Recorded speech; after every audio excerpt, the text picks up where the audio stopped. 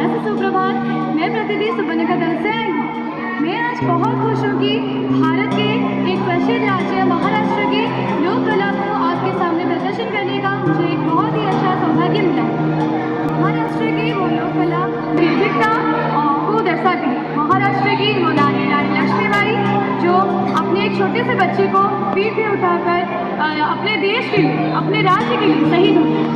वो अगर हम चाहें तो हमारे राज्य की नारियां मध्य वो उसी तरह निर्भीकता और निडर हो सकती है। जहाँ पर हमारे भारत से जहाँ पर हमारे राज्य में लड़के जाकर गणेश जी या माँ को स्वागत करके लाते हैं, वहीं महाराष्ट्र में लड़कियाँ ढोल बजाकर गणपति बप्पा का स्वागत करती हैं। उसी तरह अगर हम चाहें तो हमारे राज्य की नारियां उनकी तरह आत्मनिर्भर और निडर बन सकती है। धन्यवाद आप सभी का भी।